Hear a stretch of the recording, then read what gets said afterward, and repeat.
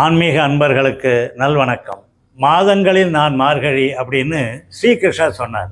வீடு உடைய, அதாவது பெருமை உடைய இந்த மார்கழி மாதத்தில் தொடர்ந்து விழாக்கள், ராப்பத்து பகல் 10 உற்சவங்கள், வைகுண்ட ஏகாதசி உற்சவம், கூடாரவல்லி நோன்பு, ஆருத்ரா தரிசனம், இதெல்லாம் வர மாதிரி கடைசியாக மார்கழி மாத கடைசி நாளும் ஒரு பண்டிகை, அது போகி பண்டிகை. போகி பண்டிகை என்றால் என்ன? பல பேர் பலவிதமான விளக்கங்கள் சொல்கிறாங்க. நான் எல்லாத்தையும் சேர்த்து ஒரு 5 விளக்கங்கள் சொல்கிறேன். இதையெல்லாம் பார்த்தா தனித்தனியாக வேறுபட்டதாக இருக்கிற மாதிரி தோணும். ஆனால் கொஞ்சம் உத்து பார்த்தா எல்லாமே ஒரே விளக்கமாக தான் தெரியும். வாங்க எப்படி இருக்குன்னு கவனிப்போம். முதலாவதாக எல்லோருக்கும் தெரிந்த, எல்லோரும் சொல்லுகின்ற விளக்கம்தான். என்ன அப்படின்னா, இந்த பழையன கழிதலும் புதியன புகுதலும் அப்படிங்கிறது போகி பண்டிகை போது செய்யக்கூடிய விஷயங்கள்னு சொல்கிறாங்க. அதாவது வீட்டில் இருக்கக்கூடிய தேவையில்லாத பொருள்கள், உடைஞ்சது கிழிஞ்சது, இதை எல்லாத்தையும் வெளியில் கொண்டு போய் போட்டுட்டு அதை சில பேர் எரிக்கணும்னு சொல்கிறாங்க. ஏதோ எல்லாத்தையும் கொண்டு போட்டுட்டு வீட்டை சுத்தம் பண்ணி பெயிண்டெல்லாம் அடித்து நல்ல வர்ணமெல்லாம் பூசி அன்னைக்கு போகி பண்டிகை கொண்டாடணும், இறைவனை கும்பிடணும் அப்படின்னு சொல்கிறாங்க. இது எல்லாரும் சொல்கிறது. இது ஒரு விளக்கம். இரண்டாவது, ஒரு குறிப்பிட்ட தெய்வத்துக்கான வழிபாடு. அதாவது இன்னும் குறிப்பாக சொல்லப்போனால் நெய்தல் திணை, அதாவது கடலும் கடல் சார்ந்த இடமும் நெய்தல் என்று பெயர். அந்த நெய்தல் திணையை சார்ந்த மக்கள் வருண பகவானுக்காக, ஏன்னா வருண பகவான் தான் அந்த நெய்தல் திணைக்கான தெய்வம். இந்த வருண பகவான் மழையை பொழிவிக்கிறார், அதனால் அவருக்காக நன்றி செலுத்தணும். ஆனால் அதே சமயத்தில் வருண பகவான், அக்னி பகவான், வாயு பகவான், இவங்களுக்கெல்லாம் தலைவன் இந்திரன். அதனால் தலைவனை போற்றுவோம், அவரை பாராட்டுவோம், அவரை புகழுவோம் அப்படிங்கிற எண்ணத்தில் இந்திரனுக்காக ஒரு விழா எடுக்கிறார்கள். அதாவது மார்கழி மாத கடைசி 10 நாட்கள் இந்திர விழா என்று அந்த நெய்தல் திணையை சார்ந்த மக்கள் கொண்டாடுகிறார்கள்.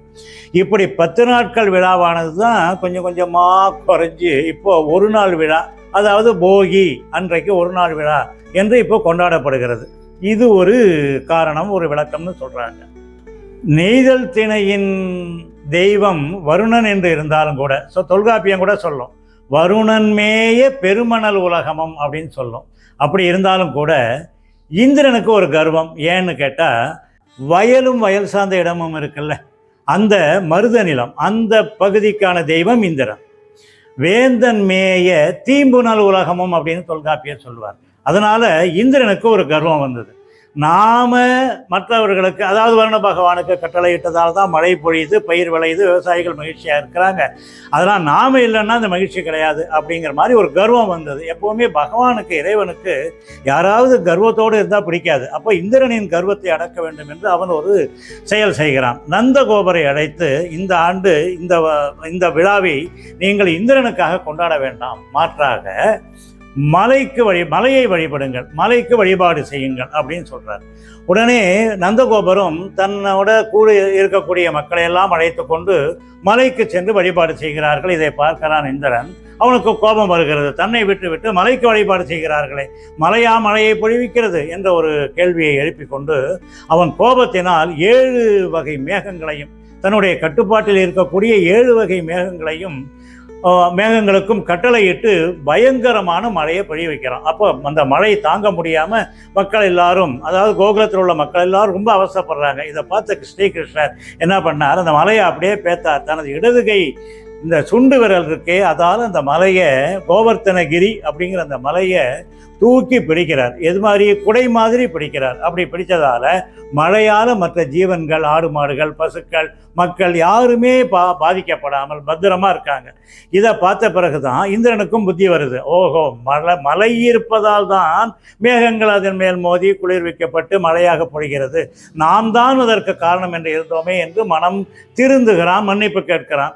மன்னிப்பு கேட்டால் போதும், கிருஷ்ண பகவானுக்கு சந்தோஷம். உடனே கிருஷ்ணன் சொல்கிறார், சரி இந்திரனே, உனக்காக ஒரு நாள் விழா எடுப்பார்கள், அதுதான் மார்கழி மாத கடைசி நாள் விழா, அதுவே போகி பண்டிகை அப்படின்னு ஸ்ரீகிருஷ்ணன் சொன்னதாக இது ஒரு ஐதீகம். 4வதாக ஒரு விளக்கம் சொல்கிறேன். சாதாரணமாக நடைமுறையில் ஒரு பேச்சு வழக்கை கேள்விப்பட்டிருக்கீங்க. அவனுக்கு என்னப்பா ஏகபோகமாக இருக்கான் அப்படின்னு கேள்விப்பட்டிருப்போம். போகம் அப்படின்னா, ஏகபோகம்னா என்ன? ரொம்ப வசதி வாய்ப்போ செல்வ செழிப்போடு சௌக்கியமாக சந்தோஷமாக இன்பமாக காலத்தை கடத்தலாம் அப்படின்னு அர்த்தம் இல்லையா? இப்போ போகம் அப்படின்னா இன்பமாக இருக்கிறவன். ரோகம்னா என்ன? உடலில் நோய் உள்ளவன், அவனுக்கு ரோகின்னு பேர். யோகின்னா யாரு? யோகம் பயிற்சி செய்பவர் யோகி. அது மாதிரி போகத்தை விரும்புகிறவன். அவன் பேர் போகி. இந்த போகிங்கிற பேர் இந்திரனுக்கு உண்டு. அதாவது தேவேந்திரன் அந்த இந்திரலோகத்தில் நம்ம கேட்டது தான், இந்திரலோகத்தில் எல்லாரும் சந்தோஷமாக இருப்பாங்க, நடனம் ஆடுவாங்க, சந்தோஷமாக இருப்பாங்க, இன்பமாக இருப்பாங்க அப்படின்னு. ஆக இன்பத்துக்கு அதிபதி இந்திரன், தேவேந்திரன். தேவேந்திரனுக்கு இன்னொரு பேர் போகி. அதனால் இந்திரனை மட்டும் வழிபடுகிற ஒரு விழாவாக போகியை நினைக்கிறார்கள். போகி பண்டிகை என்று இந்திரனை மட்டும் வழிபட்டால் இம்மை உலகத்தில், அதாவது இந்த பிறவிலேயே அனைத்து விதமான சந்தோஷங்களையும் இன்பங்களையும் அனுபவிக்கலாம் என்ற காரணத்தினால் போகி பண்டிகை இந்திரனை பார்த்து செய்யப்படுகின்ற, இந்திரனை நோக்கி செய்யப்படுகின்ற ஒரு வழிபாடு என்று ஒரு விளக்கமும் தருகிறார்கள். ஐந்தாவதாக ஒரு விளக்கம் தருகிறேன். பொதுவாக கிராமங்களிலே நாம் கேள்விப்பட்ட ஒரு சொலவடை ஒன்று உண்டு. கரும்பு ஒரு போகம், நெல் இருபோகம் அப்படின்னு சொல்லுவாங்க. போகம் அப்படின்னா ஒரு காணி நிலத்திலேருந்து நமக்கு கிடைக்கக்கூடிய விளைச்சல், அறுவடை செய்யப்பட்ட தானியங்கள், அதுக்கு போகம்னு பேர். ஒரு போகம், முப்போகம் விளைந்ததா, இருபோகம் விளைந்ததா, இதெல்லாம் பேசிக்கொள்வார்கள். அப்படி அறுவடை செய்யப்பட்ட தானியங்களை என்ன பண்ணுவாங்க, எடுத்துகிட்டு வந்து அதை சுத்தம் பண்ணி, தூற்றி சுத்தம் பண்ணி நன்றாக உலர வைத்து அதை சேமிப்பார்கள். எங்கே சேமிப்பார்கள் அப்படின்னா, குதிர் அல்லது பத்தாயம்னு சொல்லுவாங்க. ஒரு 7-8 அடி உயரத்தில் இருக்கும், அகலமாக இருக்கும். அதில் மேலே வாய் பெருசாக திறந்துருக்கும், கீழே ஒரு சின்ன வாய் இருக்கும். கீழே இருக்கிற சின்ன வாய் வழியாக வாயை திறந்தால் உள்ளே இருக்கிற தானியம் வெளியில் வரும். மேலே இருக்கிற பெரிய வாய் வழியாக தானியங்களை உள்ளார கொட்டலாம். அதுக்கு குதிர் அப்படின்னு பேர், அல்லது பத்தாயம் அப்படின்னு பேர். இப்போது இந்த மார்கழி மாதத்தில் தான் அறுவடையை விவசாயிகள் முடிப்பார்கள். அறுவடையை முடித்த பிறகு தானியங்களை உலர வைத்து அதை சேமிக்கணும் இல்லையா? அதனால் கீழே உள்ள வாய் வழியாக ஏற்கனவே சேமித்தது, பயன்படுத்தப்பட்டது போக மீதி கொஞ்சம் உள்ளார இருக்கும்.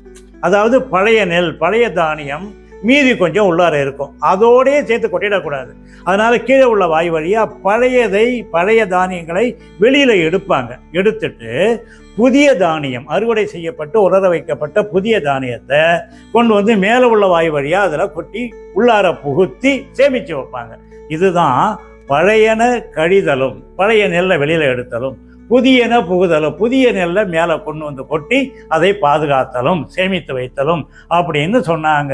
அப்படிங்கிற ஒரு வழக்கமும் விளக்கமும் மக்களால் கொடுக்கப்படுகிறது. ஆகவே இதை சற்று நாம் ஏற்றுக்கொள்வது போல இருக்கிறது. இப்போ எல்லாத்தையுமே சேர்த்து பாருங்க.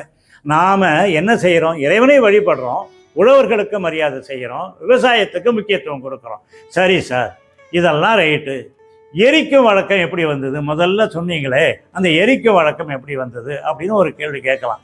வடநாட்டிலெல்லாம் லோரி எரித்தல், கொளுத்துதல் அப்படின்னு ஒரு பழக்கம் உண்டு. இன்றைக்கும் நடந்துக்கிட்டு இருக்குதான். அதாவது வயல்வெளியை கொளுத்தி விட்டுருவாங்களாம். அதுக்கு பேர் லோரின்னு பேர். இது மாதிரி தான் போகி பண்டிகை அன்னைக்கு தான், போகி மார்கழிக்கு தான் கடைசி நாள் நம்ம செய்கிறோமே, அதே மாதிரி அங்கே பண்ணுவாங்களாம், லோரின்னு பேர். அது மாதிரி இங்கேயும் அந்த காலத்தில் வயலில் கரும்புலாம் போட்டிருக்காங்க இல்லையா? கரும்பு வெட்டின பிறகு சோலை நிறைய கிடக்கும், அந்த தோகை கிடக்கும், எக்கச்சக்கமாக கிடக்கும். அதையெல்லாம் அள்ளி கொண்டு போய் கொட்டலாம் மாட்டாங்க, கொளுத்தி விட்டுருவாங்க. ஆக அதெல்லாம் எரியும். எப்போ? மார்கழி கடைசியில். எல்லாத்தையும் கொளுத்தி விட்டோன்னே 2 காரணம். ஒன்று, அந்த கொளுத்தப்பட்ட சாம்பல் எருவாகுது. இன்னொன்று, அந்த பூமிக்குள்ளார இருக்குல்ல கரும்பு கணுவோடு கூடிய கரும்பு துண்டுகள் இருக்க, அந்த கணு வெடித்து புதிய செடி உருவாகும். இதுக்காக கொளுத்தி விடுவாங்க. இந்த மாதிரி கொளுத்தி விடுற பழக்கம் தான் இப்போ என்ன ஆயிட்டுது, நம்ம வீட்டில் உள்ள பழைய பொருளெல்லாம் கொண்டு வந்து வெளியில் கொண்டு வந்து போட்டு டயரு, வீலு, அது இது எல்லாத்தையும் கொண்டு வந்து போட்டு கொளுத்தி விடுற பழக்கம் வந்துட்டு நம்ம காற்றை மாசுபடுத்தி கொண்டு இருக்கிறோம். இது தவறு. சரி, அப்போ போகி பண்டிகைக்காக நாம் என்னதான் செய்ய வேண்டும், முன்னாடி என்ன செய்யணும் அப்படிங்கிறத நாம் தெரிஞ்சுக்கணும். அது வேற ஒன்றும் இல்லை, நம்ம எல்லாரும் செஞ்சுட்டு இருக்கிறது தான். முதல்ல நம்ம செய்ய வேண்டியது என்ன? பொங்கலுக்கு தேவையான பொருட்களை வாங்கி கொண்டு வந்து சேகரம் பண்ணணும். வீட்டை நம்ம முன்னாடியே சுத்தம் பண்ணிடணும். போகி பண்டிகை அன்னைக்கு ஒட்டடை அடிக்கப்படாது. முன்னாடியே ஒட்டடெல்லாம் அடித்து சுத்தம் பண்ணி தேவையில்லாத பொருட்களை எல்லாம் கொண்டு வந்து முட்டு குமிச்சு, இந்த பிளாஸ்டிக்லாம் போட்டு எரிக்க வேணாமே. இந்த பிளாஸ்டிக்கு, இரும்பு, பழசு தேவையானதெல்லாம் கொண்டு வந்து போட்டாக்கா எவ்வளோ பேர் பிழைப்புக்காக வராங்க.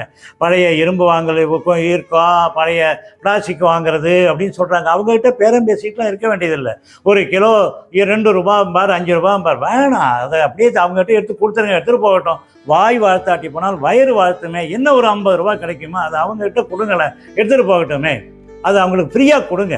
அதனால் பழைய பொருள்களை எல்லாம் கழிச்சிடணும். ரைட்டு. அடுத்தபடியாக தேவையானதை வாங்கணும். எதை வாங்கணும்? மஞ்சள், இஞ்சி இதெல்லாம் வாங்கணும். மஞ்சள் கொத்து, இஞ்சி கொத்து விற்பாங்க விவசாயிகள். அது மாதிரி தான் நம்ம வாங்க போகிறோம். எப்படி வாங்கணும்? இதான் இஞ்சியா? இல்ல, உங்க மூஞ்சி. இது என்ன? இதுதான் மஞ்சள், இதுதான் இஞ்சி. இது இஞ்சியா? இது எவ்வளோம்மா செட்டு? என்னம்மா குறைச்சி கொடுக்கூடாதாம்மா? விவசாயி அவங்கள்ட்ட பேரம் பேசாதீங்க, அவங்க சொன்ன விலையே வாங்குங்க. பார்த்தீங்களா? மஞ்சள், இஞ்சி, கரும்பு இதெல்லாம் எவ்வளோ விலை வந்துட போகுது. அவங்ககிட்ட ஏன் நம்ம பேரம் பேசிக்கிட்டு 20 ரூபான்னா 20 ரூபா கொடுத்து வாங்கிடுவோம். அவங்க முதல்ல நான் சொன்ன மாதிரி தான், வாய் வாழ்த்தாட்டி போனாலும் வயிறு வாழ்த்தும், நம்மளை வாழ்த்தணும் 4 பேர். அதுதான் ரொம்ப முக்கியம். எல்லாம் வாங்கிடுறோம். மஞ்சள், இஞ்சி, கரும்பு எல்லாம் வாங்குகிறோம். அதே மாதிரி காய்கறிகள், விவசாயிகள் தன்னை விட்டு கொல்லையில் பாடுபட்டு வருஷம் பூரா பாடுபட்டு ரத்தத்தை வேர்வையாக்கி வேர்வையை சிந்தி பாடுபட்டு விளைவிச்ச காய்கறிகளை நாம் சாப்பிட்றதுக்காக கொண்டு வந்து ரோட்டோரத்தில் போட்டு விற்கிறாங்க. அதை வாங்குவோம்.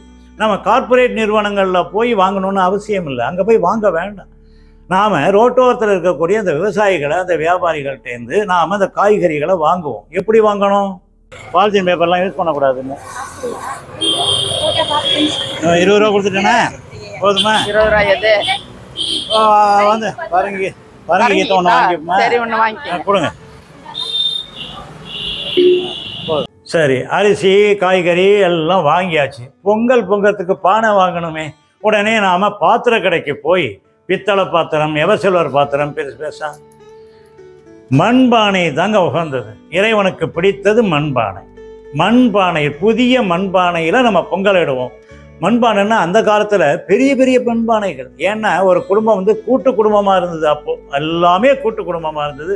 ஒரு குடும்பம்னாக்கா அங்கே ஒரு 12 பேர் 15 பேர் இருப்பாங்க. அவ்வளோ பேருக்கும் தேவையான வெண்பொங்கல், சர்க்கரை பொங்கல் எல்லாமே பண்ணியாகணும். கூட்டு கறி எல்லாமே பண்ணியாகணும். அப்போ பெரிய பெரிய மண்பானைகள் வாங்கினாங்க. எங்கள் தாத்தா செஞ்ச மண்பானை இருக்குங்க. எங்கள் தாத்தா செய்த மண்பானை, அதில் வெண்பொங்கல் பண்ணியிருக்கிறாங்க. எங்கள் அப்பா செய்த மண்பானை, அது சக்கரை பொங்கல் பண்ணியிருக்காங்க. அதையெல்லாம் உங்கள்கிட்ட காமிக்கிறேன் பாருங்க.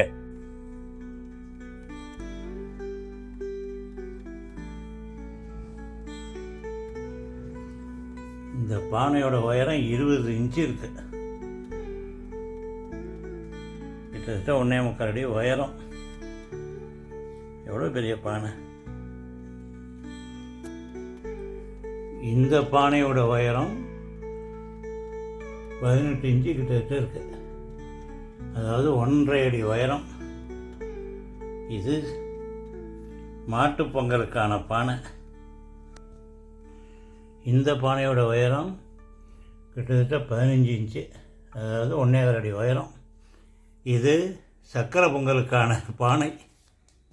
இவ்வளவு பெரிய பானையை, வெறும் பானையை கூட இப்போ நம்ம தூக்க முடியாது, போகட்டும். அதனால் இப்போ புதுசாக ஒரு மண்பானைகள் நம்ம மண்பானை வாங்க போகிறோம். எதுக்கு? பொங்கல் இடுறதுக்கு. வெண்பொங்கல், சர்க்கரை பொங்கல், கூட்டுக்கறி ஆக்கிறதுக்கு ஒரு மண் சட்டி, இதான் வாங்க போகிறோம். வெண்பொங்கலுக்கு ஒரு பானையும் சக்கரை பொங்கலுக்கு ஒரு பானையும் கொடுங்க. வெண்பொங்கல் வச்சுங்க, சக்கரை பொங்கல் சொல்லுங்க. ஏய் அப்பா, எல்லாருக்கும் சக்கரை வியாதி. அம்மா பெருசுக்கு யார் சாப்பிட போறா? அப்ப அது சின்ன சின்ன பானை எடுத்துங்க. ஆமா,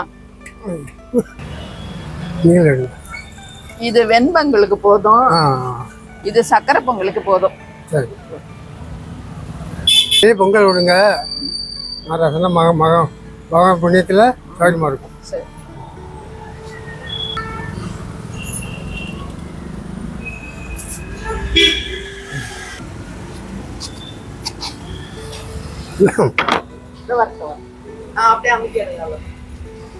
பார்த்தீங்களா? சின்ன சின்ன புல்லாப்பானைன்னு பேர் இதுக்கு. பிள்ளைன்னா என்ன? குழந்தை, சின்ன குழந்தை, அதனால அதுக்கு புல்லாப்பானைன்னு பேர். சின்ன சட்டி, ஒரே ஒரு புல்லாப்பானை.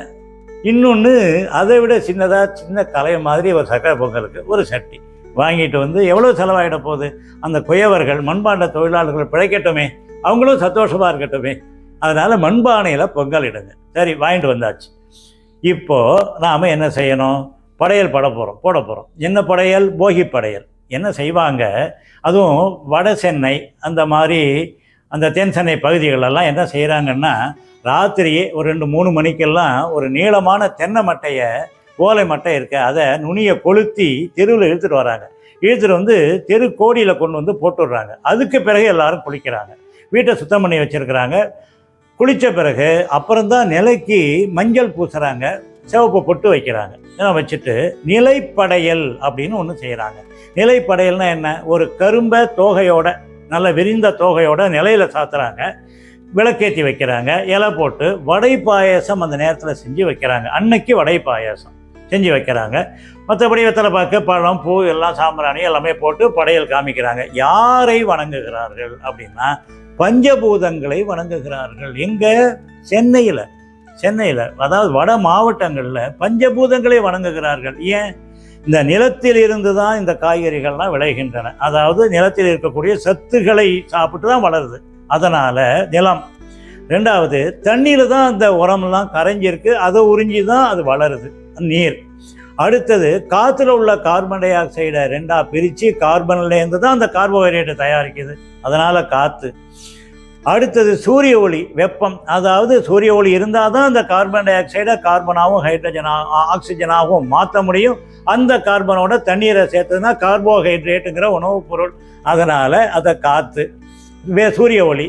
அடுத்தது அஞ்சாவது ஆகாயம். ஆகாய வெளி தான் நம்மளை ஆசீர்வதிக்குது, இவ்வளோ பயிர்களையும் ஆசீர்வதிக்கிறது, காப்பாற்றுகிறது. அதனால் பஞ்சபூதங்களை வணங்கி பஞ்சபூதங்களுக்கு நன்றி சொல்லக்கூடிய ஒரு நல்ல திருநாளாக போகி அமைகிறது. மறுநாள் வரக்கூடிய பொங்கல், மாட்டுப் பொங்கல், காணும் பொங்கல், இதுக்கெல்லாம் ஒரு முன்னேற்பாடாக தயாரித்து வைக்கக்கூடிய ஒரு ஏற்பாடாக, அதே சமயத்தில் பஞ்சபூதங்கள் அவற்றை சார்ந்த கடவுள்கள் எல்லோரையும் விழாக்களுக்கு வாருங்கள் என்று அழைப்பிதழ் கொடுக்கக்கூடிய நாளாக போகி பண்டிகை அமைகிறது. வணக்கம். இப்போ நான் சொன்ன விஷயங்களெல்லாம் உங்களுக்கு பிடிச்சிருக்கோன்னு நினைக்கிறேன். அதனால் இந்த சேனலை தயவுசெய்து சப்ஸ்கிரைப் பண்ணுங்கள், பெல் ஐக்கானை ப்ரெஸ் பண்ணுங்கள், லைக் பண்ணுங்கள், ஷேர் பண்ணுங்கள். நன்றி, வணக்கம்.